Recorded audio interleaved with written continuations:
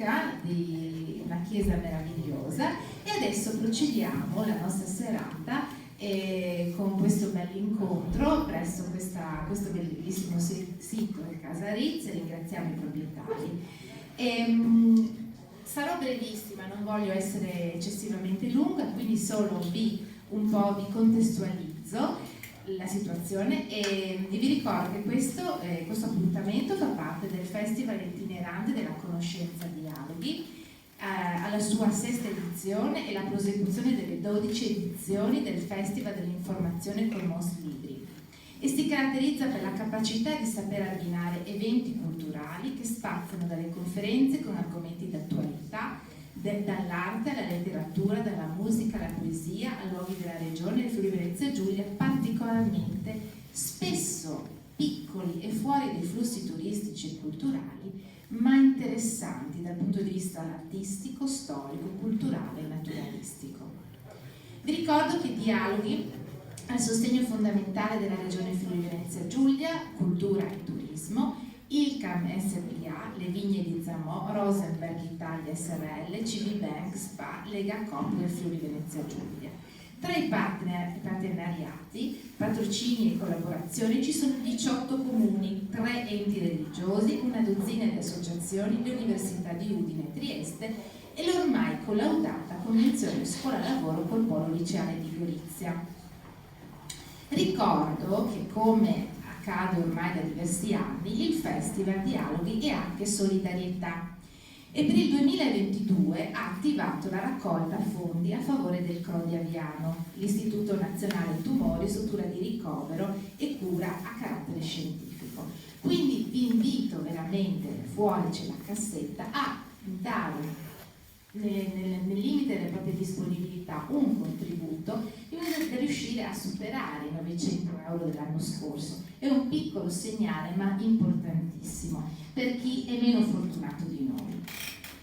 Se ieri sera, quindi, in questa bellissima location abbiamo incontrato Angelo Florano con i ragazzi del Polo del Liceo Scientifico di Gorizia, stasera invece nell'ambito dei dialoghi con la storia abbiamo il piacere di ascoltare, di incontrare lo storico Luciano Bartatti, che presenta i treni per i lager dell'Istituto Friulano per la storia del movimento di liberazione e dialoga con l'autore, lo storico Marcello Flores. Ringrazio ancora i proprietari di Casa Rizzi che, come ieri sera, ci ospitano anche questa sera, lo faranno anche domani. Vi presento anche i nostri ospiti. Allora, Luciano Bartatti è laureato in filosofia, già professore e siede a Cormons, dove ha ricoperto per 2 mandati l'incarico di sindaco e dove insegna nella locale Unitre. Collaboratore di istituti e di riviste di storia contemporanea, ha pubblicato diversi libri sulle lotte operaie, il fascismo, l'antifascismo, la resistenza nella nostra regione. Marcello Flores ha insegnato storia comparata, storia dei diritti umani all'Università di Siena, dove ha diretto il Master europeo in Human Rights and Genocide Studies. Ultime pubblicazioni: Il genocidio, edizioni Mulino, Il vento della rivoluzione, la nascita del Partito Comunista Italiano con Giovanni Gozzini, la terza, Cattiva memoria, perché è difficile fare i conti con la storia, edizioni Mulino, e Storia della resistenza con Nino Franzinelli, la terza. Adesso vi lascio quindi a questo bell'incontro, questo incontro con la storia, confronto con la storia, e vi auguro un buon proseguimento di serata. Grazie.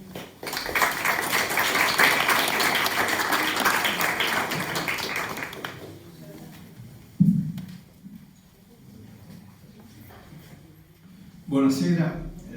a tutti. Ho visto che il libro di Luciano è stato preso da diverse persone prima dell'inizio di questo incontro e è un libro prezioso questo, un libro prezioso intanto perché è frutto di un grande lavoro, ma è prezioso anche non soltanto per chi lo legge, non soltanto per la memoria del territorio, per una memoria che riesce ad avere con questa opera finalmente un quadro esaustivo e completo su una questione certo circoscritta ma fondamentale del passato, ma anche perché è, potrei dire, quasi un modello di storia locale, tra virgolette, che spesso è considerata una storia minore, ma che quando è fatta con la consapevolezza e con la capacità con cui Luciano ha fatto il suo libro, diventa un modello anche per la storiografia più generale, perché la possibilità offre di dare una interpretazione complessiva che va oltre la storia locale a un quadro più generale. E siccome in questo caso abbiamo la deportazione come argomento centrale in alcuni suoi aspetti che vengono sezionati e analizzati in modo estremamente preciso, e siccome sappiamo che la deportazione nella Seconda Guerra Mondiale è stata una caratteristica della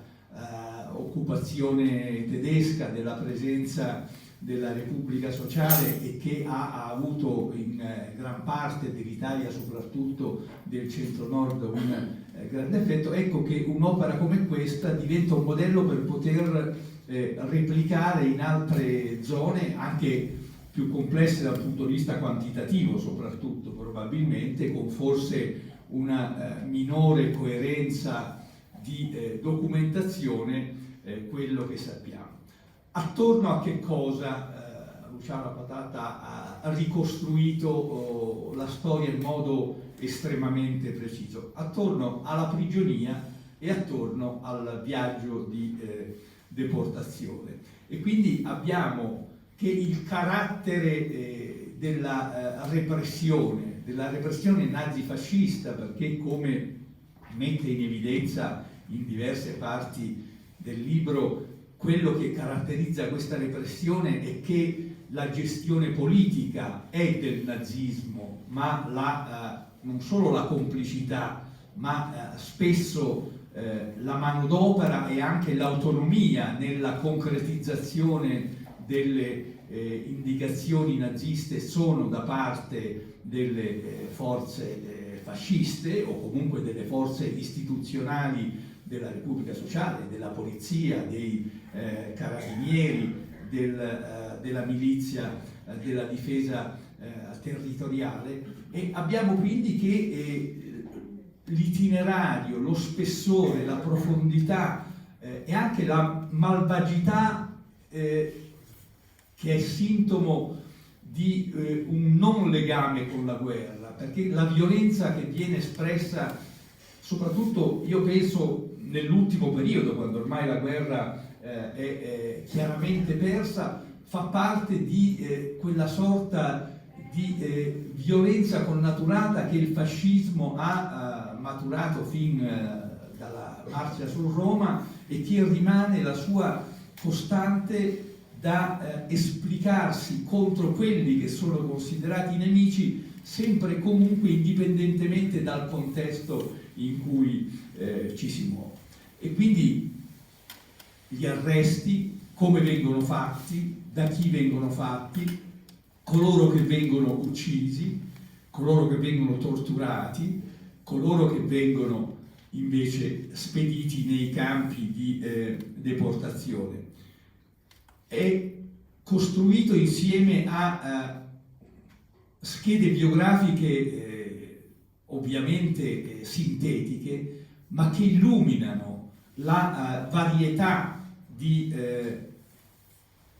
persone umane che rappresentano per il nazifascismo il nemico tra il 43 e il 45, e l'attenzione che viene data ai dettagli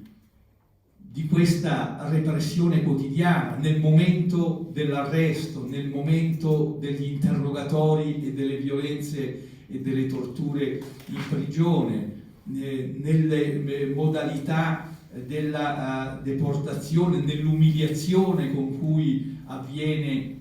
il percorso nei campi e infine la durezza anche ovviamente della condizione di lavoratori coatti e di prigionieri politici, avviene attraverso un uso delle fonti estremamente globale, si può dire, perché ha raccolto tutto quello che si poteva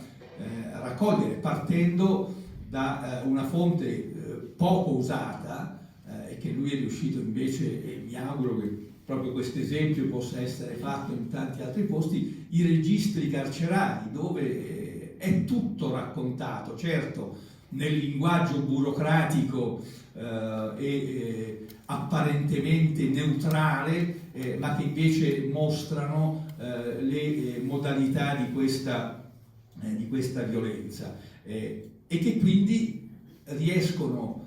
dietro l'apparente neutralità di questi linguaggi burocratici, a raccontarci invece chi sono i collaborazionisti e perché le vittime sono tutte in qualche modo, anche se sono molto diverse fra loro per quello che sono e anche per quello che hanno compiuto, noi le possiamo tutte considerare appartenenti alla resistenza in qualche modo, perché sono vittime di chi ha cercato in modi diversi di contrapporsi a quel dominio dell'asse tra il 43 e il 45. Quindi abbiamo una fotografia ravvicinata di quella che è la guerra civile in Italia in quel periodo, e sappiamo che particolarmente poi la guerra civile in questa zona è stata particolarmente aspra. Ecco, i numeri sono già significativi, sono 123 i convogli ferroviari che tra il settembre del 43 e il marzo del 45 partono, quasi tutti, tranne 4, da Trieste, e che poi si fermano anche a Gorizia, Udine, a Pordenone per raccogliere le vittime della repressione nella zona dell'operazione del litorale adriatico. Nelle carceri finiscono più di 7.000 detenuti, di cui il 44% sarà internato nei diversi campi poi del Reich, e di questi, e io ho visto che più o meno la percentuale in tutte le diverse i diversi dati che ci dai è che il 30% circa sono donne. Quindi c'è questa partecipazione che spesso è stata dimenticata. Per fortuna ultimamente, anche quando si parla di resistenza, si parla molto di più oggi e consapevolmente della partecipazione femminile alla resistenza. Qui abbiamo dei dati estremamente precisi, con questo 30% di vittime e tutti i diversi momenti che racconta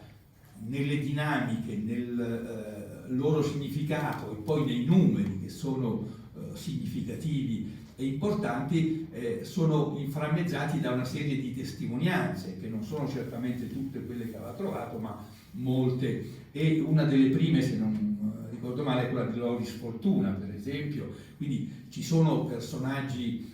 noti e personaggi invece che non lo sono e che raccontano alcuni aspetti che già dalle poche parole che vengono date testimoniano come in realtà ogni repressione è diversa dalle altre, non solo perché si compie in un modo diverso, con più o meno violenza, con più o meno volontà di umiliare, o con più o meno volontà di rendere insopportabile la vita di quelli che sono arrestati, ma perché c'è anche una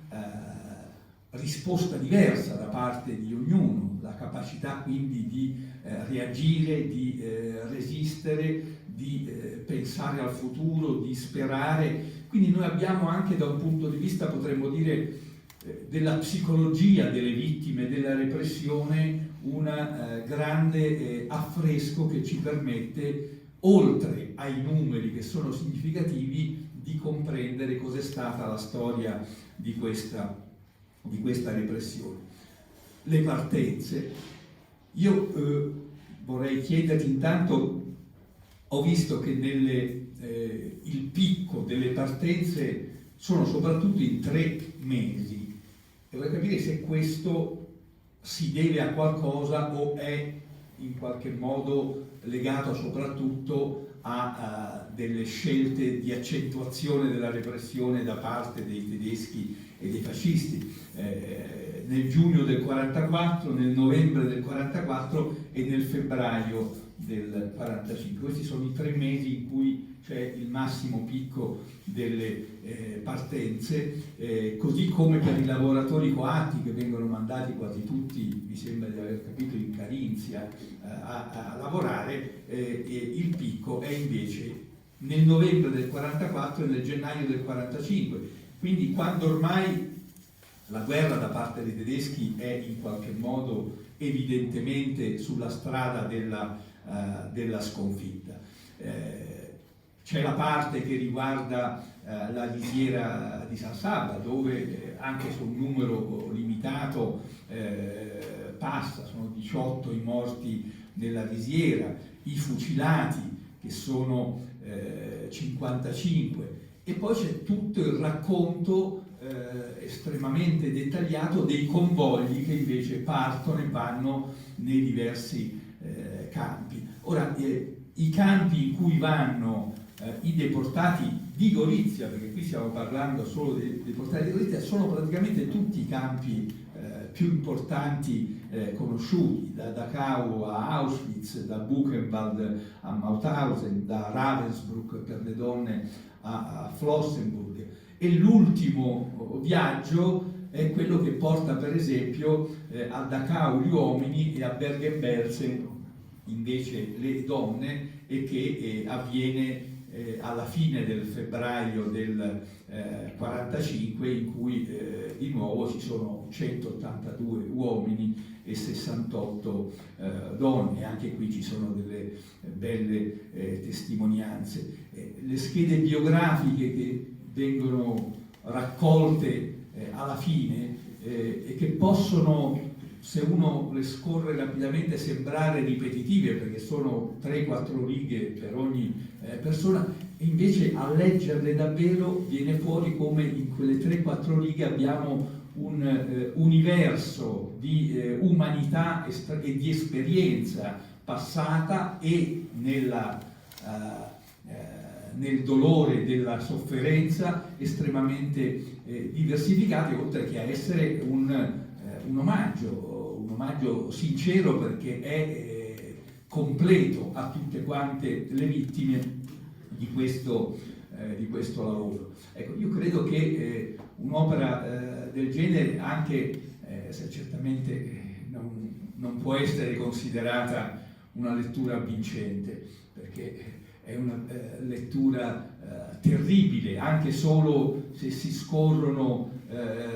i dati numerici che vengono dati in alcune pagine, è qualcosa di terribile, ma leggendoli insieme si riesce a entrare nel contesto storico ma anche mentale, psicologico di quel periodo, dell'esperienza che è stata vissuta in quel periodo e che i sopravvissuti solo purtroppo ci riescono a raccontare insieme a questo grande lavoro da storico e da archivista in qualche modo, perché ha trovato e raccolto delle testimonianze che non erano utilizzate e che penso che non erano neanche messe in ordine in qualche modo, quelle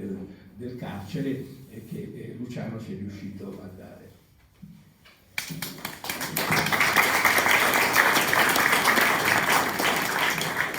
Buonasera a tutti, io vi ringrazio della partecipazione, ringrazio Dialoghi,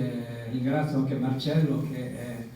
mi ha presentato anche nel maggio scorso a Storia, dove per la prima volta abbiamo presentato questo libro che, come avete capito, racconta la storia della deportazione dal carcere di Gorizia nei 20 mesi di occupazione tedesca, quindi dall'8 settembre del 1943 all'aprile del 1945. Va fatta una premessa dicendo che in quel periodo noi dovevo considerare che queste terre non erano più Italia, ma noi eravamo litorale adriatico, quindi già dal 10 settembre del 1943 Hitler fa la famosa ordinanza che istituisce il litorale adriatico, quindi i territori orientali vengono staccati dal resto d'Italia. Qui la Repubblica Sociale Italiana non ha alcun potere. Tutti i poteri sono in mano ai tedeschi, sia quelli politici che quelli nominano i prefetti, nominano i podestà, hanno il potere militare, cioè gestiscono interamente il potere. E addirittura i bandi militari vengono fatti dai tedeschi, quindi i giovani qui non prestano servizio militare nell'esercito della Repubblica Sociale, ma o vengono inquadrati direttamente nelle formazioni tedesche, oppure vengono inquadrati nella milizia di difesa territoriale, che erano formazioni italiane sì, ma all'ordine dei tedeschi. Quindi a sottolineare il fatto che qui la Repubblica Sociale Italiana non esercitava alcun potere, e anche la 10ª MAS, che per un paio di mesi verrà in queste terre qui, dovrà chiedere l'autorizzazione a poterci entrare, verrà autorizzato, poi verrà cacciata via perché effettivamente incapace sia in battaglia che anche con comportamenti veramente violenti, quindi vengono allontanati dal litorale dagli stessi tedeschi. Quindi questo anche spiega perché qui si vengono imposte anche le leggi tedesche, perché la repressione, come diceva prima Marcello, è stata particolarmente forte. Questo spiega anche perché il 60% dei treni di deportati che partono dall'Italia sono treni che partono da Trieste, che si fermano a Gorizia, che si fermano a Udine e poi vanno in Germania. Quindi il 60% dei treni, considerando poi che nella nostra regione dall'aprile del 1944, come è già stato accennato, viene costruito il forno crematorio alla Resia di San Sabba, e quindi la Resia di San Sabba diventa a tutti gli effetti un campo di sterminio, non un campo di concentramento, perché dopo i primi mesi in cui la risiera serviva da luogo in cui concentrare gli ebrei triestini da inviare in Germania, dopodiché a partire dall'aprile-maggio del 1944 diventa il luogo in cui vengono uccisi gli antifascisti, i partigiani, i collaboratori della resistenza del litorale adriatico. Quindi, nonostante la presenza di un campo di sterminio nel nostro territorio, il 60% dei deportati partono proprio dalla nostra regione. E quindi in questo contesto anche il carcere di Gorizia svolge un ruolo diverso da quello che aveva avuto prima. Cioè, prima era essenzialmente un carcere per detenuti comuni, quindi ladri, truffatori, gente che era in attesa di processo oppure scontava brevi pene detentive. Durante i 20 mesi di occupazione tedesca il carcere di Gorizia diventa un carcere per prigionieri politici. È stato dato un dato prima, sono oltre 7.000 i carcerati, i prigionieri che vengono rinchiusi nel carcere di Gorizia in questi 20 mesi. Ebbene, di questi 7.000, 300 sono i comuni, quindi ladri, eccetera. 6.700 vengono arrestati per MPS, come c'è scritto sui registri del carcere, cioè per misure di pubblica sicurezza. Quindi sono quelli che vengono considerati nemici del Reich, quindi i partigiani, gli antifascisti, coloro che sostenevano la resistenza, o i sospetti collaboratori della resistenza, molti di questi denunciati proprio dai fascisti, da chi spiava, cioè dobbiamo tener conto che i tedeschi qui erano completamente estranei, non conoscevano assolutamente nulla, e quindi gli arresti che vengono operati al di là dei rastrellamenti che venivano fatti nelle zone di combattimenti, ma venivano operati senza dubbio su segnalazione di qualcuno che collaborava con i tedeschi. Va detto anche che i addetti, diciamo, alla repressione dell'antifascismo dell'antifascismo, della resistenza, era la polizia tedesca, quindi le SS. Le forze dell'ordine italiane, carabinieri, agenti di pubblica sicurezza, non avevano l'autorità di arrestare nessuno per ragioni di pubblica sicurezza. Lo potevano fare solo su specifica autorizzazione della polizia tedesca, e quando procedevano ad arresti, carabinieri e forze dell'ordine dovevano consegnare il prigioniero alla polizia tedesca, che poi dopo procedeva agli interrogatori, alle torture, che avvenivano non in carcere, generalmente avvenivano nelle varie sedi della polizia SSA Gorizia. Sta di fatto che il questore Genchi, quindi il capo della polizia della provincia di Gorizia, nei suoi rapporti a quello che ancora formalmente doveva essere il suo superiore, quindi il ministro degli interni della Repubblica Sociale, ma che assolutamente non contava nulla, scriveva appunto che lui, come capo della polizia, non conosceva né il numero dei detenuti rinchiusi nel carcere, non conosceva i nomi e non aveva alcuna possibilità di intervenire nei loro confronti. Quindi a sottolineare che il carcere di Gorizia, pur essendo avendo un direttore italiano, forze guardie carcerarie italiane, era gestito direttamente dai tedeschi. Dobbiamo considerare anche che di questi 7.000 carcerati sono oltre 3.000 coloro che vengono deportati in Germania, 1.900 nei campi di concentramento, quindi Dachau, Auschwitz, e 1.200 circa al lavoro coatto. In maggior parte vengono impiegati in Carinzia, ma ce ne sono molti che invece vengono inviati in Germania, soprattutto in Baviera, ma anche nelle altre regioni tedesche. E il numero aumenta progressivamente, il numero dei carcerati, perché noi passiamo, non so se qualcuno ha in mente il piccolo carcere di Gorizia, oggi è attrezzato dopo la ristrutturazione per ospitare 60 carcerati. Ebbene, si passa dai primi mesi di occupazione, in cui le presenze giornaliere erano di 200 persone,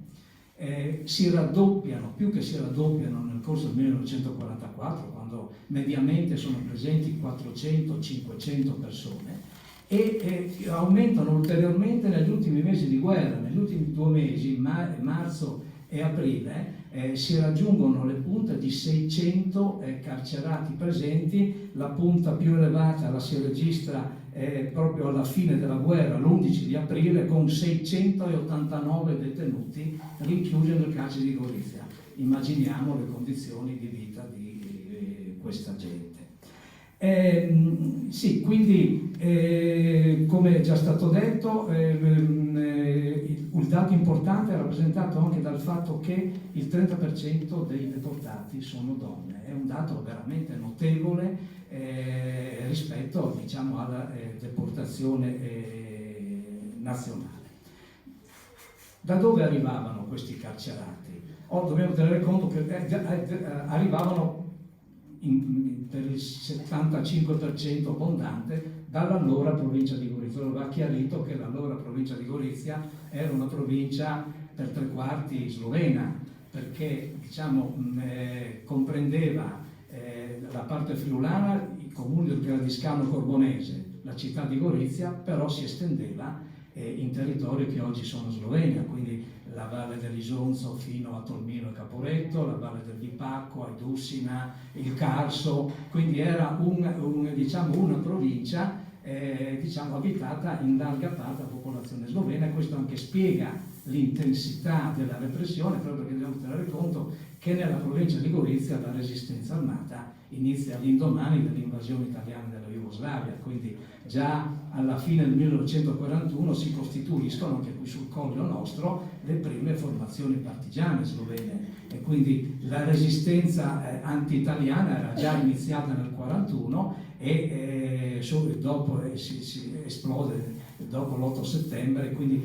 era molto estesa in tutto il territorio. Quindi oltre il 75% proviene dai comuni dell'allora provincia di Gorizia, poi un buon 10% dalla provincia di Trieste, in modo particolare dal Monfalconese, che appunto in quel periodo non era provincia di Gorizia ma era provincia di Trieste, e poi una parte, un circa 7-8% dalla zona chiamiamolo così, del triangolo della Sedia, quindi Manzano, San Giovanni, Corno di Rosazzo e delle valli del Natisone. Quindi questo era il territorio in cui operavano l'SD, quindi la sigla sta per Servizio di Sicurezza delle SS, che erano quelli che maggiormente operavano sul territorio e quindi procedevano agli arresti. E quindi la provenienza era da queste zone. E come diceva prima Marcello, i deportati vengono inviati un po'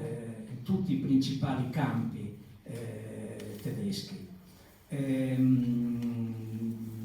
Intanto vanno distinti fra uomini e donne. Gli uomini vengono inviati, oltre il 50%, sono 717, vengono inviati a Dachau. Dachau si trova nella Baviera, in Baviera, quindi a alcuni chilometri a nord di Monaco di Baviera, ed era considerato un campo di primo grado, nel senso che era quello in cui venivano rinchiusi i prigionieri considerati ancora recuperabili, diciamo, e quindi in cui le condizioni di vita e di lavoro, perché tutti quanti questi erano obbligati a lavorare ovviamente, erano meno duri di quelli che esistevano in altri campi. Altri campi, circa 200 deportati verranno inviati a Flossenburg, che si trova nella Baviera settentrionale, al confine quasi con la vecchia Repubblica, la Cecoslovacchia, scusate. Anche lì altri 200 vengono inviati a Buchenwald. Buchenwald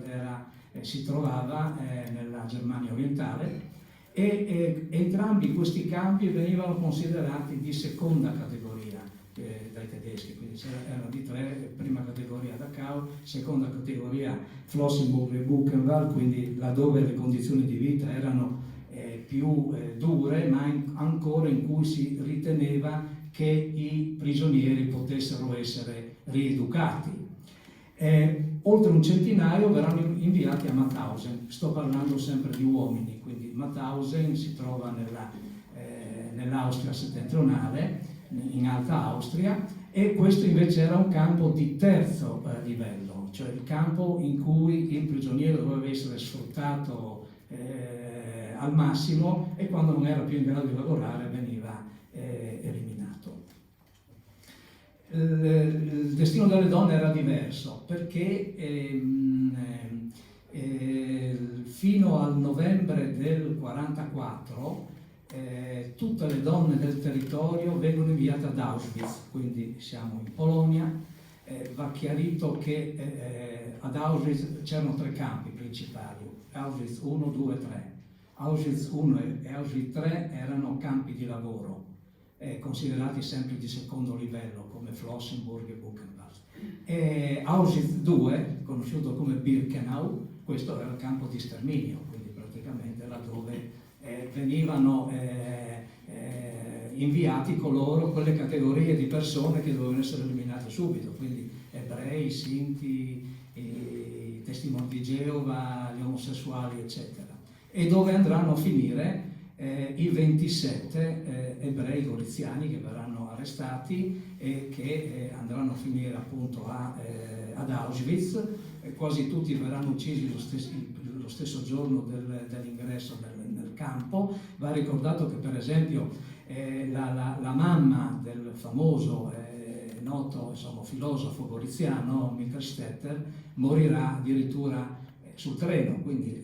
ancora prima di poter arrivare ad Auschwitz. Però le donne, le politiche di questo territorio vanno ad Auschwitz fino, diciamo, alla fine di novembre, dopodiché, siccome stanno avanzando le truppe sovietiche da Oriente il campo di Auschwitz viene progressivamente smantellato, vengono smontati i forni inceneritori, i crematori, e le donne che erano in grado di spostarsi vengono trasferite appunto soprattutto a Ravensbrück, che era il più grande campo femminile tedesco. Rimangono solamente quelle che non erano in grado di muoversi, quelle che verranno appunto liberate il 27 di gennaio del 1945. Tra chi avrà la pazienza magari di sfogliare questo mattone di libro troverà, ecco, una testimonianza molto significativa proprio ad Auschwitz. Riguarda una testimonianza fatta da una Elvia Bergamasco, che è una nostra quasi concittadina perché era originaria di Manzano, era una ragazza molto giovane che era deportata proprio a 18 anni, che era rientrata nelle sue memorie, ricorda la storia di un'altra ragazza, di una partigiana, Musina Eleonora di Cormons, che ad Auschwitz partorisce. È un aspetto a cui io non avevo pensato inizialmente, ma sono diverse le donne che partoriscono nei lager. Ovviamente la possibilità per i bambini di sopravvivere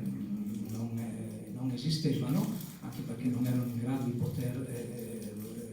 poter alimentare questi bambini, ma la tragicità dell'esperienza è questa, che il bimbo viene soffocato da una dottoressa per salvare la madre, perché va ricordato che ad Auschwitz operava Mengele, il medico che faceva gli esperimenti sia sui bambini, sui neonati che sulle mamme, quindi era chiaro che tutti i bambini, tutte le mamme che erano andate, erano passate, nessuno era tornato, né il bambino né la mamma, quindi bisognava sopprimere il bambino per salvare la mamma, quindi un'esperienza estremamente forte. Ecco, a partire da quella data le donne di le politiche vanno a Ravensbrück. Ravensbrück era un campo che si trovava a un centinaio di chilometri a nord di Berlino, quindi nella Germania settentrionale, a pochi chilometri diciamo dal Mar del Nord. Sono gli ultimi trasferimenti, questi. Va citato l'ultimo di cui parlavi tu prima, Bergen-Belsen, che portava anche un gruppo numeroso di donne, una settantina, ed è anche il viaggio più travagliato, perché ecco, per raggiungere per esempio Dachau ci si impiegava generalmente 2 giorni i primi tempi, poi dopo con l'andare avanti della guerra i bombardamenti, la mancanza di materiale ferroviario, per arrivare a Dachau ce ne volevano 3, per andare a Flossenburg ancora di più, e per andare ad Auschwitz ce ne volevano 4, 5, e per arrivare a Ravensbrück uguale. E l'ultimo viaggio, quello che doveva andare a Ravensbrück, come è stato detto, arriverà invece a Bergen-Belsen, perché appunto partirà alla fine di febbraio questo viaggio. Adesso ricordo anche le date, il 26 di febbraio, proprio l'ultimo treno che parte cioè che si ferma a Gorizia. Partono il 26 di febbraio, dopo una settimana di viaggio arrivano a Berlino, dove devono fermarsi per i bombardamenti diversi giorni, rimanendo ovviamente sempre nel treno. Arrivano dopo altri giorni a Ravensbrück, anche qui aspettano, non vengono accolte nel campo, anche perché il campo è saturo, è in piedi una grossa epidemia di tifo che provocherà centinaia se non migliaia di morti, e quindi il treno viene dirottato a Bergen-Belsen, che si trova nella Germania settentrionale, quasi al confine con l'Olanda, e arriverà il 17 di marzo, quindi ci metteranno addirittura 19 giorni per arrivare in questo lager. Va detto che saranno oltre 700 i morti nei lager, 718 di cui è certa la la morte. Proprio perché anche questi dati andrebbero ulteriormente approfonditi, visto che una buona parte dei deportati proveniva appunto dai comuni oggi sloveni. E mentre diciamo per la nostra parte, la parte friulana, c'è stato un grossissimo lavoro che abbiamo fatto come Istituto Friulano una ventina di anni fa, quando abbiamo ricostruito, abbiamo riportato in 6 volumi, 8 volumi, adesso non ricordo il numero, tutti i caduti della seconda guerra mondiale, per cause di guerra ovviamente, della seconda guerra mondiale, degli attuali comuni del Friuli Venezia Giulia. Per cui, diciamo, per quanto riguarda i deportati che provenivano dai comuni del Friuli Venezia Giulia, noi siamo, abbiamo il lavoro sui deceduti può essere considerato completo. Non è completo invece per i comuni dell'attuale Slovenia, perché in Slovenia hanno fatto moltissime pubblicazioni sulla deportazione, ma non uno studio approfondito, complessivo. Quindi può essere che effettivamente molti di questi deportati che risultano usciti dai lager, perché